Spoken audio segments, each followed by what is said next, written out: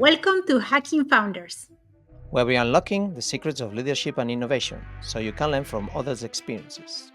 I'm Tamara Medina, leadership and business expert from Shapowaloa Solutions. I'm Brother Elana, Head of Design and Innovation at Rocketband. Stay with us. At the end of our podcast, we will have our special collaborator, the AI Roulette, who will hack our guest with some challenging questions. Spencer Gallagher is a pioneer figure in the digital agency landscape who transformed his entrepreneurial vision into one of the UK's top digital agencies. Today, he is empowering other agencies leaders through Cactus, a global M&A and growth advisory firm. Their expertise has touched over 4,500 agencies worldwide and captured his insights in the best-selling book Agencynomics. Currently working on Agency 3.0 and Tabatha.ai to democratize agency growth strategies. Welcome to the show, Spencer. Thank you so much for inviting me. I'm grateful to have the opportunity to speak with you both today. Nice. So can you just tell us how and why everything started?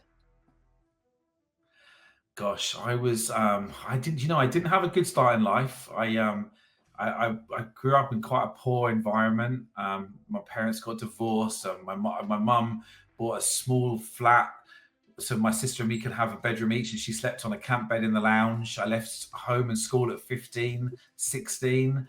I worked in Top Man. I worked in a clothes shop. I earned £90 a week. £4,500 was my first salary.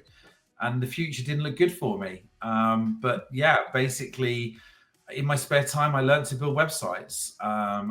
Went to the library, I bought books, and I studied and practiced, and I built computers first. And then one year I got made redundant twice in a year, and I decided that it was time to take control of my destiny for myself. And I had, I think, $5,000, £4,500.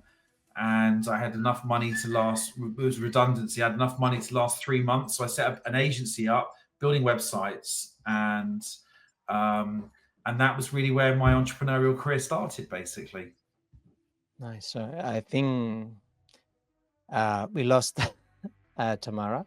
Oh, Tamara's gone. Yeah, sorry. She can come back in a minute. It'll be fine. Yeah, definitely. That's amazing. Wow. So yeah, and a great. I mean, not great start, but it's kind of a tough start. So, did you always knew that you wanted to create an agency, or it was gradually as I started selling websites? Or I was like at least 2 years into my business, and someone walked in and said, "I really like your agency." And I was like, "What's an agency?" I'm building websites. I didn't even know that I was an agency for the first 2 years. And then they explained to me, that if you're a company that helps, the marketing teams of other brands do, carry out some of their activities, and you're typically an agency. And I think, most of my customers were marketing managers wanting to build websites. So yeah, I mean, it's funny. My grandmother said to me that when I was about 13 or 14, I said I wanted to be an entrepreneur. Now, I don't know where that came from. I don't know why I said that, but I don't know. I think, when I look back at my life, I sometimes feel like the dots they're easy to join up looking backwards, but it kind of made sense. Like in the end, when I got made redundant, it forced me to start my business. I didn't really know what I wanted to do. Have you ever seen the Ikigai Venn diagram? yeah, If you haven't, everyone should look at it. It's the three circles. And I bought a book when I got made redundant, and it was called "What Color Is Your Parachute?" And it was a book to help you with your career, from memory. And it said, what do you love? What are you good at? And what does the world need? And I thought, well, I quite love this internet thing. It was early. It was like I was building websites in 92, 93, when most people thought the internet was a joke. Like if you worked in cryptocurrency today, people would probably laugh at you. Yeah. So like back then, the internet was a joke. And so I don't know. I just ended up, what do I love? I love the kind of technology, the internet. What does the world need? Well, it was clear to me that there needed to be people that could build websites for companies because it was going to be the next big thing. And at the time, a lot of people were charging lots of money to do this, and I thought I could make it more affordable and more accessible. And what was I good at? Well, I was quite good at selling. I mean, I'd been good at selling in the clothes shops and that I'd been working in. I'd lost confidence because I'd been made redundant 3 times in a year, and twice in a year, and I'd gone through 3 jobs. So I had quite low confidence, but I knew that I could sell and explain technology simply. And I think that was, even today, I find that quite useful when I can explain technology to people in a very simple way, so people can understand what the benefits are of buying it.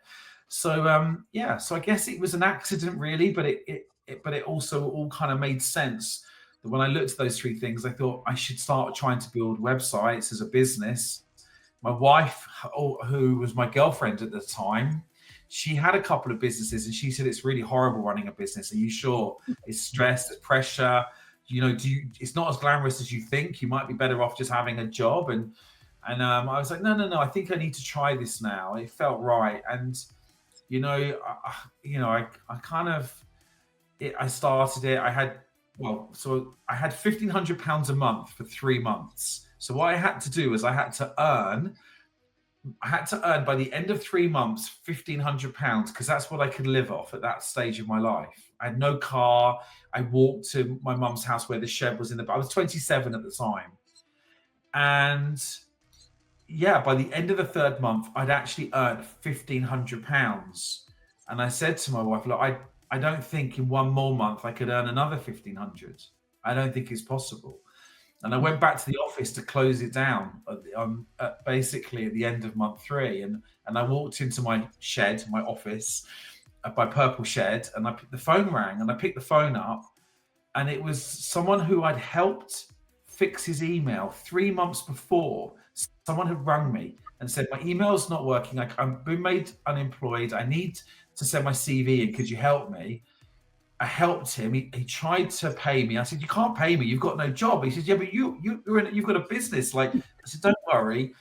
Anyway, it turns out that email had got him the job. And when the phone rang on that morning, I walked in. He was there saying, I've got a £5,000 website for you. And that then gave me another 3 months. I had 4 months more money to live off. And that's really how it all started. So there was a huge amount of serendipity and fate and synchronicity. You'll hear me talk a lot about this these days. I'm like, maybe wouldn't have talked about it 10 years ago, but sometimes, you need that luck. You need the things when, you need the breaks. And sometimes things are really hard and sometimes things are easy. But the universe, or the magic of whatever, the science of the planet, and maybe whatever, but it worked. I mean, all of a sudden doors started opening and people would ring me up for websites, and just, the business took off. So yeah, it was a very strange time, but luckily it all worked out. And in those early days, as you mentioned, it seems that everything was organically was coming to your lap in some sort of ways. What were your biggest challenges or fears? I mean, you mentioned already that maybe initially that you didn't thought that you would be able to continue earning the money. Apart from that, is there any other challenge in the early stages of this business? Yeah, I mean, it was easy when it was just me because, of course, as long as I could sell £1,500 a month, I knew that I could survive. And the truth is that, 1999, I was that first year, I think I sold about £30,000 worth of stuff, which, is more than the 18,000. So I wasn't earning the money that I was earning when I had a job. I think my last job was about 50,000, but I'd earned 30,000. I think the main challenge was just making sure that I had enough income coming in. The biggest challenge, of course, was that I was selling in the daytime and building websites in the evening. And then I had the challenge of recruiting my first person, which, even today, I still meet in fact, I'm talking to an entrepreneur this afternoon to help her understand how does she go from just one person with a few freelancers to recruiting, a full-time employee, a second, a third, and still help it. So the biggest challenge was finding my first employee, recruiting them so that they could build the website all day long, and I could still do the selling, because it was very hard to.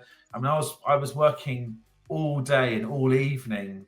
And then the other big challenge tomorrow that happened was in the year 2000, the dot-com crash happened. So if you imagine the dot-com in the year 2000, you didn't tell anybody that you built websites for a living. It was a joke. Like, people would laugh at you. You said, I'm in new media. And they would say, what's new media? Oh, I do CD-ROMs. I can do digital. But you didn't say I built websites. In fact, I do share this story a little bit. But for you guys, I got married in the year 2000, so 25 years ago. And I watched my wedding video with my children the other day. And in the wedding video, my father-in-law, he says, Spencer, my son-in-law, is in the internet business. And the whole room laughed out loud. It's a bit like today, if someone said, my son-in-law's in the crypto business, you'd probably laugh as well. I mean, maybe not today because Bitcoin's gone through the roof, but, actually, it was, 25 years ago, the internet was a joke. I mean, this is what we mustn't forget. Whenever, and this is a good lesson for today, by the way, whenever someone says, oh, that's a fad, whenever it's a fad, I always invest in it. Because the fads of today are the things that are successful. Look at Bitcoin. Everyone's been saying, oh, don't buy Bitcoin. It's but those people who had bought it 10 years ago are now sitting on a lot of money because of it. So I think, yeah, what am I saying here? I said, it was difficult and there were things that held back. I think, the economy was tough in the early 2000s. We had the dot-com crash. If you're building websites and, for a living and the dot-com crash happened, it's quite tough. And I think also we had very little infrastructure. Like, we had not very good internet till 2003. But slowly and surely, obviously timing was brilliant because I was there at the beginning. And then when the internet took off, my business grew with it. And in the end, I was building, some of the world's biggest websites. I was building, big sport websites like Tottenham Hotspur and Liverpool, and working with the Premier League. I put Andy Murray on the internet and his brother Jamie, and we built the NFL for Europe. So I went from building £350 websites for the local garden centre through to then building some of the world's biggest websites. Wow. So it's very interesting how you started there, and because everything has to be done, so it was easy for you to jump in, and it's incredible how you started, to roll the ball and everything. But today we have different horizons now. Sorry. We have all the AI coming in, and I know that you are involved in how is AI kicking into the agency world.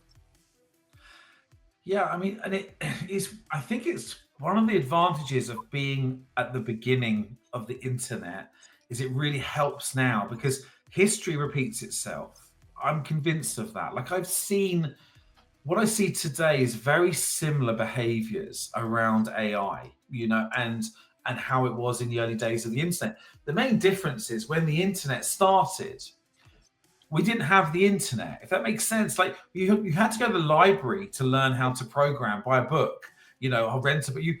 Whereas today with AI, we can ask AI for all the answers. We can ask the internet for the answers. So I think things will change much quicker than they did 25 years ago. Yeah, I mean, look, it's a massive subject, but there's no question that if you look forward to the next 9 years, agencies will not exist in the way that they exist today. Yeah. And there's going to be some fundamental changes. Now, they're not going to happen next year or the year after.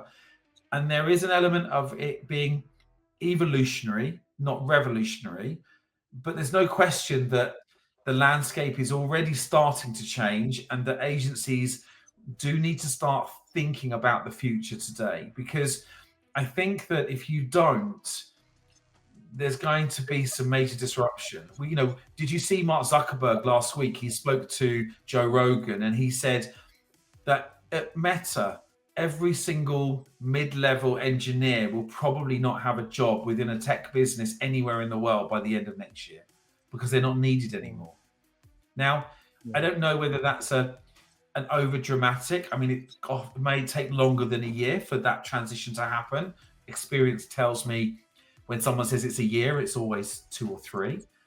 But nevertheless, agencies in the future will be much smaller. They won't need as many people, and they will need a lot more technology than they've got now. And I think that that's going to be a very different model. The model will change, and I think if you're a big agency with lots of employees now, you've got to start thinking about how are we going to transition to that. And if you're a small agency, you don't want to make the mistakes of necessarily of building a big team when you may not need one. Yeah. So yeah, I mean, I can answer more specific things around how that AI transition. I'm writing a book at the moment called Agency 3.0, which is all about the transition for agencies to AI and what I see the metrics and the changes will be. But what I'm saying to everyone is, look, it's evolutionary. It's like riding. Sam Altman said this. He said, people have got to ride the wave. And in the early days of the internet, lots of people tried to invent the next big product and the next big thing, and none of them succeeded because timing is really important. And I think now it's important that everyone just rides the wave of change. Don't get left behind. Understand what RAG and agentic means in your business and how it applies to it. Understand the terminology, understand the philosophy of how it will impact your business, but and make sure your team are learning. Every day is a school day. I mean, do you know we use this thing for years? You've got to have a team of digital natives. Well, now you've got to build a team of AI natives. But some people in your business, they won't want to be AI natives. They won't want to learn new things. So you've got all of these challenges to face as we evolve moving forwards. So yeah, it's a big subject though. So yeah, I can answer anything else about that specifically if you think later on. Yeah. One of the things that I wanted to ask you, I from what I've known about you, you are very passionate as well about people and helping others and sharing your knowledge. You wrote a book and you're helping a lot of agencies. What is the drive? When did you start it? I'm one of them. I'm one of them. Oh, are you? Okay. Thank you. I think I earned £1.70 every time someone bought the book, so it was good. Amazon. Yeah, I think the honest and how was the process of this writing a book? Like, when did you thought, it's time for me to do it? I got a U in English, which in the UK is unclassified. So I've got no right to have written a book. And obviously we didn't have AI to help us back then. But it was, so the truth is that the reason the book was written was because, so if I go back to maybe so once I built and sold the agency, I started Cactus as a way to help the next generation of agencies. But what I realized was I could only help like 10 agencies at a time, because there is, I'd go into an agency, spend a day with them each month. But once you work with someone 10 days a month, there's not really much other bandwidth by the time you're doing everything else running the business. So some people would ring me up and they would be in tears and they would be like struggling. They'd be like, I can't grow my business, I'm failing. And I just didn't have the time to help them. So Pete and I, my business partner, we thought, wouldn't it be good if we had like a book that we could just give those people and say, look, everything we learned is here. Because often those businesses were too small. Also, they couldn't really afford the consultancy because often they were struggling. So the genuinely true story, and we wrote this in the book, Rado remembers it, it basically is that, we actually plan to write maybe print 50 copies and just give them out to people when they ring us and they're struggling. So, but the cheapest way to print it was to put it on Amazon. So I put it on Amazon. And then I think very kindly, a very large agency owner who has done very well had wrote an amazing review for us, unprompted. And then the book just sold. And the first version of the book was full of typos because we weren't really thinking anyone would buy it. We thought we'd just give it away to help other people. the reality is that I think we went on to sell about 50,000 copies of that book, and it's still got almost like 4.7, 4.8 stars.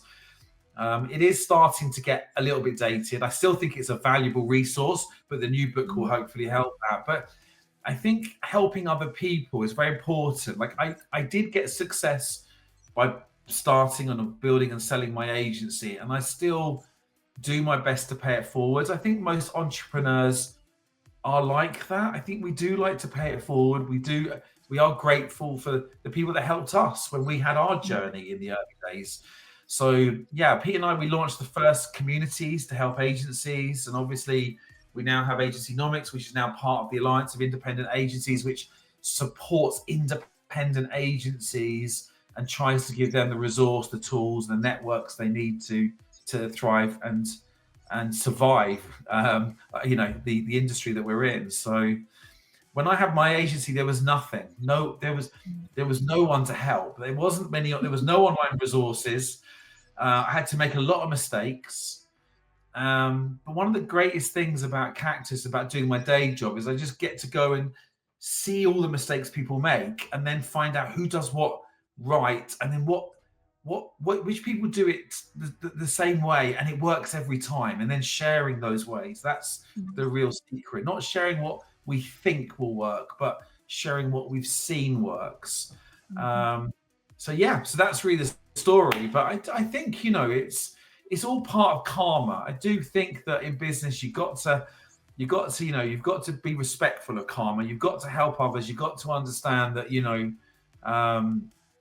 someone said to me, you're nice to everyone on the way up because you meet them all on the way back down. So I don't know, just kind of being nice to everyone really and helping. Yeah, and I have one more question. If being a pioneer in your industry, did you ever experience what many entrepreneurs have experienced, the imposter syndrome? And if you did, how did you cope with it? I told you a story at the beginning before we went live about how I had to speak to an agency in Mexico, a large agency. I still get imposter syndrome now. Like, I built a reasonably big agency, but I'm working with people who've built even bigger agencies even quicker than I did. And I'm hugely respectful of those people. And whilst those conversations are always cathartic, because there's not many of us that have done that, and when we talk to each other, we know that we understand each other's challenges. Many a time I'll get on a call and feel like I'm out of my depth. I think it's to be human. I don't think imposter syndrome is a non-human. It's not a non-human trait. We're all human. We all have to experience it. I had to do a talk. I mean, you can probably tell I like talking. And, I do a lot of talking, but I did a talk at the Houses of Parliament, a debate, and I stood up and I choked. I couldn't speak. And luckily, someone brought some water out, because if that person hadn't brought water, I would have, I think the adrenaline or cortisol, whatever it was, just hit me really. And I still, so now I always have water with me whenever I talk, just in case that one time comes up again. So I think people, first thing is to accept the fact that it's normal and that we all have it. And the second thing is to just be careful. Like, I think I try and only ever talk about things I know about, like it's dangerous when you start talking about things you don't know. So I think I try my best now to make sure that I'm in an environment where I'm only going to say what I know about. Like, if I don't know the answer, I'll just be honest and say, look, I'll find out for you. And I think that imposter syndrome sometimes means that you don't want to say that. So learning to say, I'll find out for you, is a really important, and practicing to say that is a really useful tip, I think. And there's no shame in not knowing. I think you've psychologically got to understand that, Look, I work in M&A now, and we do a lot of buying and selling of agencies. And I'm not from a banking corporate finance background. I do get asked difficult questions, and my colleagues, and we talk a lot about our deal team, because I have things, superpowers that my team members don't have, and vice versa. And it's understanding that the strength is in the team, and that actually we all bring things forward. And I'm sure there's a good football or sports analogy there as well. You don't expect the goalkeeper to score goals and vice versa. But, so yeah, does that answer your question? Yes, thank you very much. No worries. Yeah, I can second that. I'm on the middle of client designers, developers, and I had to give answers to clients most of the time. And sometimes they're asking me questions that is very technical, and I had to say, yeah, I'm not the developer. That's my, I think the karma repeating thing. And I can ask, I can ask for you and see if it's possible. Yeah. But yeah, it's very interesting. And on the other side of the coin, I've been into meetings where I've done non-exec work, and I've gone in and I've had a board meeting, and the clients brought their account managers in, and I'll ask the account managers a question.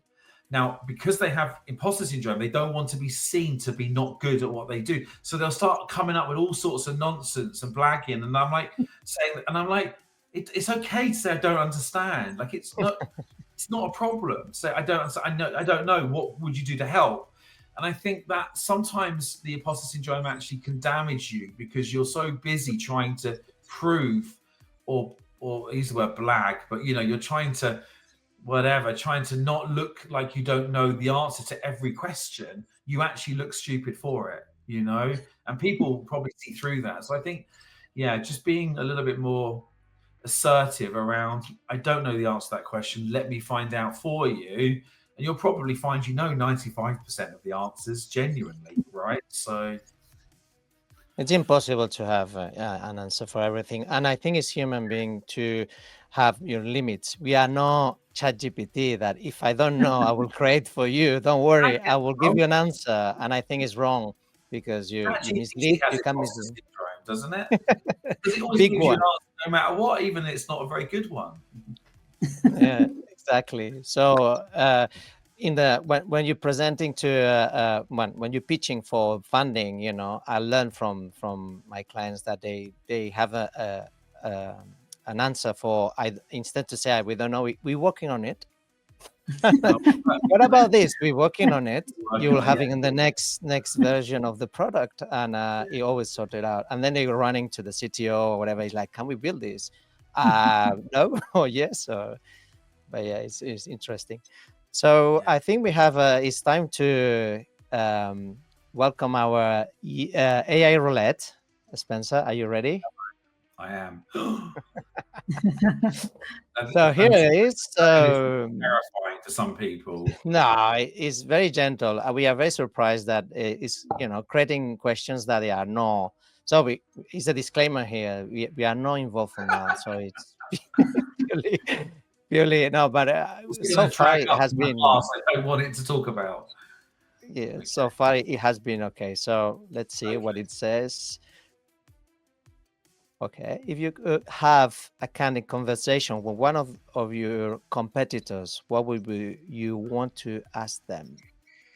Okay, it's not bad. This one, not bad. Yeah, it's not bad. It's actually a really good question.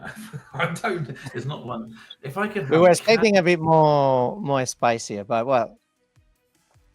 I think I would ask them that I would say to them, when a prospect asks them about us, what do they say? So I'll give you an example of that. So that some of my competition, so if one of them was to ask me that, I might say, well, if I get a new business lead in that's very, very large, I might say you should speak to them. If it was a competitor who was smaller and a large opportunity coming, I'd be saying, well, why are you speaking to them? Because they seem like everything. So I'd probably ask the competitor, what is it when people say they're also talking to us, what is it you say to them about us? Good and bad. Like, what is the positive? What is the negative? I guess that would be a really good thing. And I did, weirdly enough, you can ask Perplexity. I don't know if you know this, guys, but if you say to Perplexity, this is my competitor, my key competitor, and this is us. Can you outline the strengths and weaknesses of both? It will actually tell you what they are. And I did it the other day, and it was hugely accurate.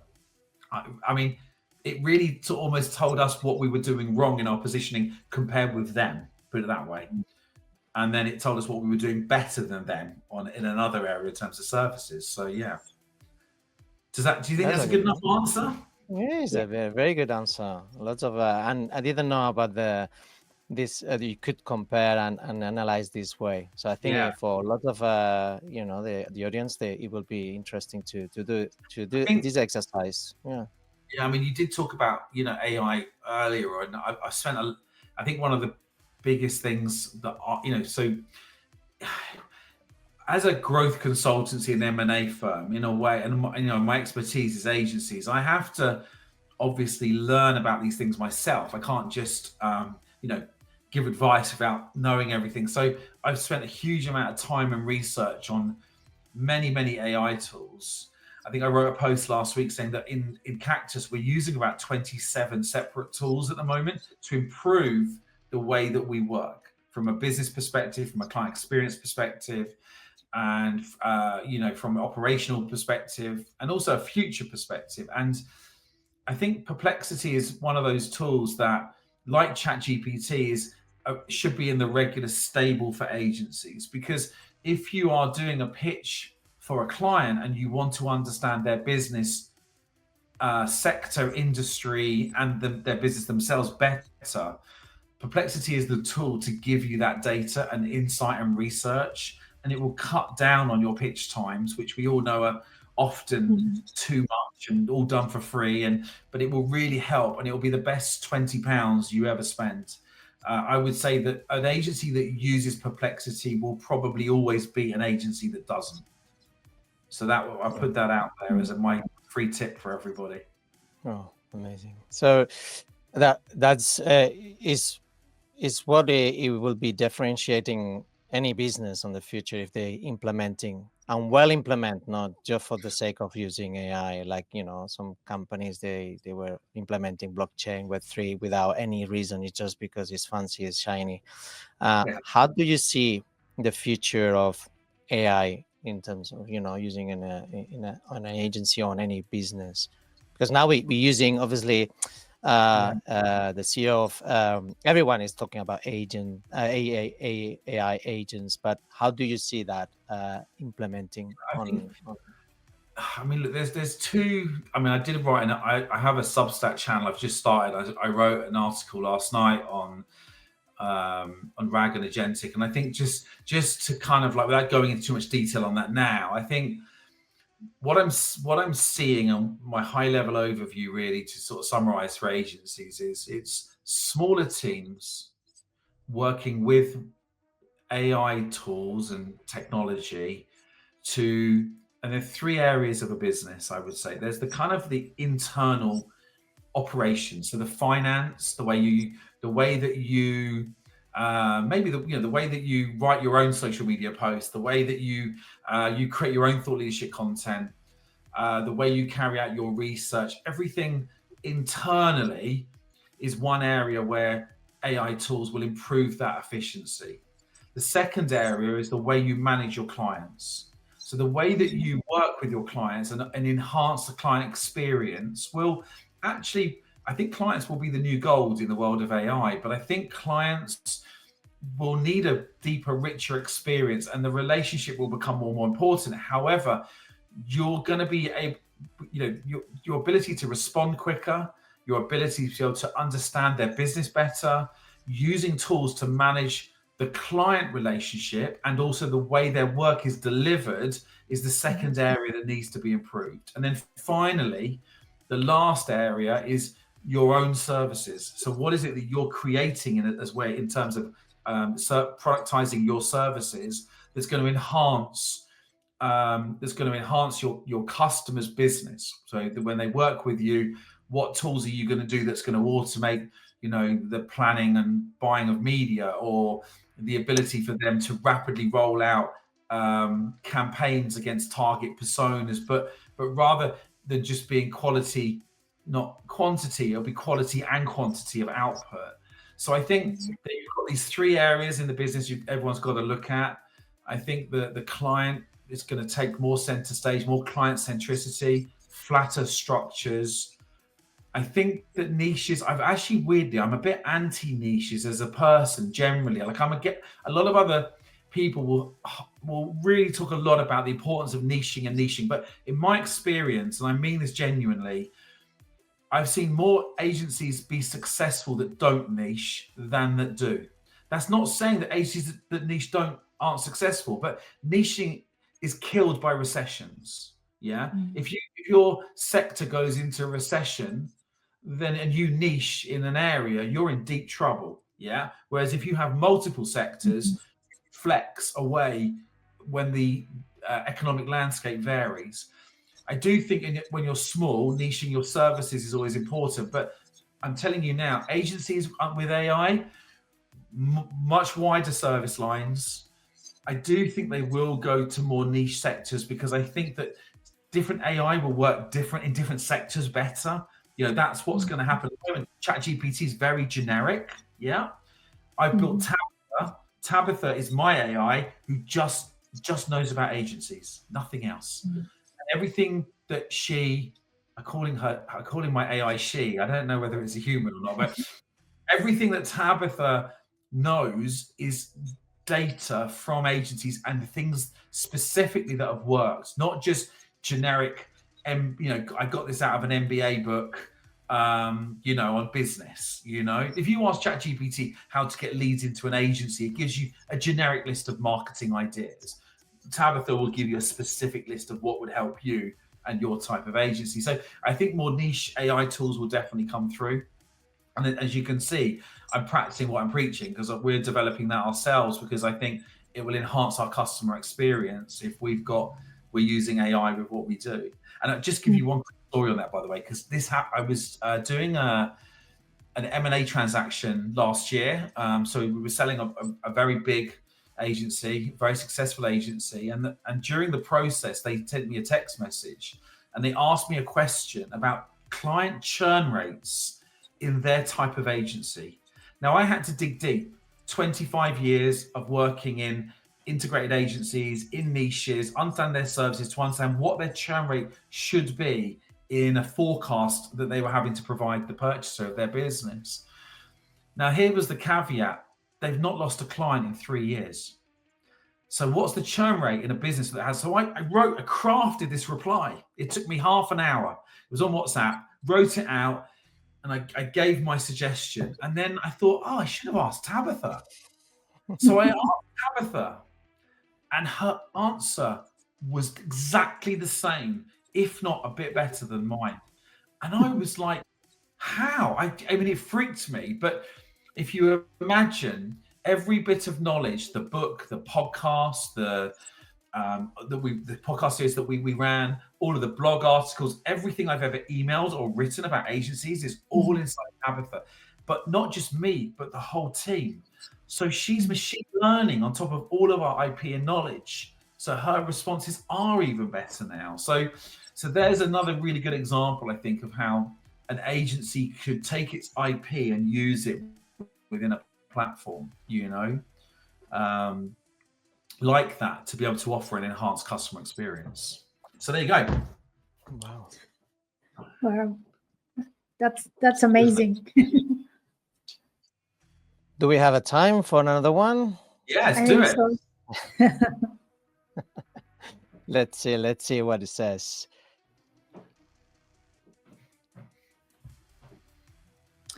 What is the most challenging feedback you've received from your team, and how did you respond to it?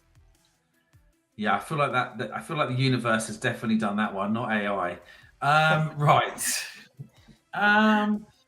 Yeah. Look, I think that I think we're all much more aware today of neurodiversity, and there is no question that a lot of extroverted business owners are probably much more on the ADHD spectrum or the OCD spectrum, and then I think a lot more of the introverted entrepreneurs, often have their own spectrums that they operate from, and so often the two is, the dysfunctions of a team. Often there are times when my personality is very different to somebody else's personality. The way that I communicate is not how they would do. It's a bit like do you go on LinkedIn and you see those or social media and people say I hate people that leave voice notes. Yeah. People hate them, right? With a passion.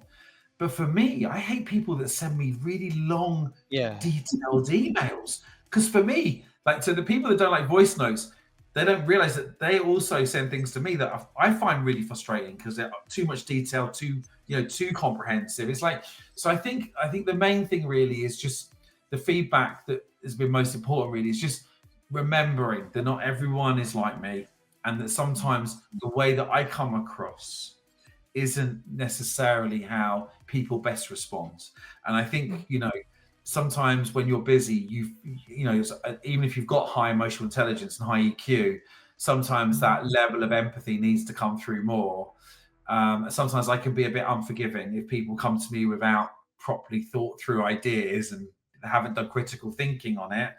But sometimes I need to be more forgiving and more understanding. So I think that's probably the best feedback I can give, is just making sure that when the business is moving and things are busy, not always getting caught up with using my extrovertism and my ADHD and everything else to affect and impact the way they work differently. It's just a bit more empathy, really. And on that note, by the way, we are actually doing a session on this as well as a business. I think we've got something in March where we're getting everyone together, and I think we're investing more in this, which is I work in a company which is I'm the only extrovert, by the way, in my business. So that probably throws, like, everyone is an accountant. A lot of them are financial, but a lot of them are more introverted. So obviously those different personalities can be very complementary. I would say my business partner and I have a very good relationship because we're yin yang, we're very opposite, but also sometimes it can be polar opposites in terms of communication. Does that make sense to you both? Yes, definitely. I think from my experience, especially with business partners, the important thing is to be complementary, but at the same time have the same vision for the business and also the same set of values. I think those are what are crucially important, not only in business but in relationships in general. Yeah. We use a tool called Office Vibe. I don't know if you know it. And basically, the team every week give their feedback. So we do get the feedback every single week from the team. And Pete and I respond to everyone on a weekly basis. And sometimes it hurts, hearing the feedback. Sometimes there's a lack of empathy one way, and sometimes lack of empathy the other way. But I would say it's the hardest part of for anyone listening who's an entrepreneur and you talk about growth hacking, the hardest part is the people part. No question. You build teams, you bring different personalities in with different, everyone in life, the older you get, the more you see this, but everyone in life has their struggles and challenges, everybody. It's it's part of the human predicament. And then you bring that into a work environment and it can add, but I'm very proud. I think we have like a 65% ENPS score in our business. And I think the last time I checked, about an 8.4, 8.5 staff happiness score. Like, the scores are very high. So I think we're good, but does that mean that we're always right? No. Do we get things wrong? Yes. I think that's just the reality of it all. Is it hard? You're dealing with clients, don't forget them, because we working with entrepreneurs for different sectors, and we delivering tech, as you know, and sometimes we are not aligned in values, and it's very hard, and it's still another person you need to deal with, even if your core business, so you need to make sometimes hard decisions. Yeah, I don't know, it happened to you in the past. You had to fight a client. Yeah, definitely. I think on that same question around clients, I think taking feedback. I remember taking feedback both at the agency and Cactus. It can be hard sometimes when the client's telling you how to run your business better, without understanding the strains and pressures that you're under. But inevitably, I think when you have distance, like after I'd sold Blue Halo and I exited and I started Cactus, when I look back at sometimes the way I acted with clients, I probably, the customer at the end of the day is always right, whether you like it or not. The customer's always right. They may be I, misguided, but they are right. I think I, I look I back. I always say the customer is always right, even when they're wrong. Yeah, I think that's Do something that do I you think learned it's from always there's no limit on that, even if it goes because, through? like, give you an example. As an example of that, so we used to the customer used to always scope creep our web development projects. So if a website was ever late, it was always because the client had added new features in or tried to get new features in. Like I Classic, say always, I mean 95% of the time. Now at the classic. time, they would complain and I would say, well, you've been scope creeping. Like it's not us. But actually, once I was out of the business, I realized that was my fault, not their fault. Because if I'd had better processes and I was controlling it, Mhm. that wouldn't have happened. So really, as much as I wanted to say it was the client's fault, it wasn't. The client was right, and ultimately, it was our fault. We should have managed it better. But it's hard to see that. That saying, it's hard to see the wood through the trees. When you're in the business, it's very hard to see sometimes those truths, or to accept them. So Wow, amazing. it's a good question, that one. They were both very good questions. Does that mean that by the next episode, you two won't be here anymore and it'll just be an That exactly. That's one of the we were That's one of talking the about it. feedbacks that we getting, that our guests, Maybe it so will they be really like another questions. bubble here. I'm putting straight away questions, and we will just answering them as well with you yeah. next I, season. I've got a bit of a top secret project on at the moment, which I'm doing, which I can't tell you about just yet, but maybe I'll share with you at the end. But it's along those lines of what we just spoke about. I do think there's some very clever use of tech that we can use. Mhm. You know, Obviously meeting you both and seeing you is part of this experience of talking. That will obviously be lost if it's just the Hmm. roulette part. So maybe you check in at the beginning and the end or something. Exactly. Yeah. So thank you very much, Spencer. Is there anything that you want to add and tell to the audience? Any Any late? last No, advice, I mean, last tips, thoughts? yeah, I mean, I guess the only thing I would say genuinely, and this is just probably going on from both those, from certainly the last question as well, is like when I was 8 people in business, I thought I was 6. I'd made 2 people redundant, including my brother-in-law. I remember we had a tough few months. I'd suddenly recruited people and I wasn't selling enough. And I remember this person coming into my business and I said, "What do you do?" And he said, "I help small businesses grow." And I think just a reminder to everyone running a business is don't do it alone. Like, find someone to be that mentor, non-exec, as soon as you can and as soon as you can afford them. Like I was 6 people when Philip Ashley came in, and when you start a business, you don't want a boss. But if you can find someone that's trodden the path that you've been on before and done it successfully, it will shortcut your growth. And Philip, for me, he told me all the things that I needed to do next before I knew I needed to do them. And that's what helps me then grow 1100% in the next 5 years and build a multi-million pound business. It was by me parking my ego to one side and Mhm. saying, and my imposter syndrome, and saying it's okay to ask for help.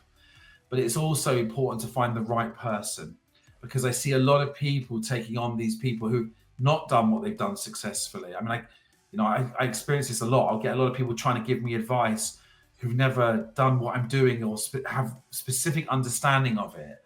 And great, I listen to the advice, but really it's like having the empathy of being trodden the path that you're going on before. All I would say is and I think that when I look at the impact I've had by doing that for other people, it's been immense. So wherever business you're in, listening to this, find someone who's been where you are at that size, and from wherever it is, whatever size you are, and that they did it. And I'm sure that they will help you shortcut the lessons that you need to learn, because we learn a lot of lessons as entrepreneurs. We get our asses kicked every day. I wrote the other day, running a business is a catalogue of catastrophes followed by the odd moment of success, right? Or odd moment of things that work, right? It feels like that sometimes.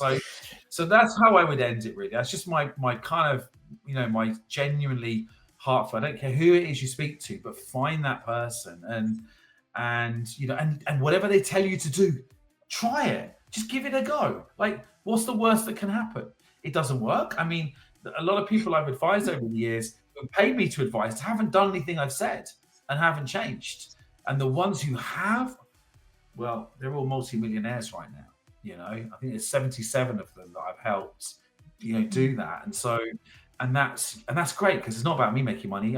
It's about me helping others now. So I can't stress that point enough. Park your ego, find someone trodden your path, and ask someone to just check in on you and be an accountability partner. Yeah. Wow. Amazing. Good. Thank you very much. Thank you very much. Thank you for listening. Join the conversation, follow, like, and subscribe on our different platforms. This podcast was brought to you by Rocket Van, Shapovalova Solutions, and Harrington Blue and Partners.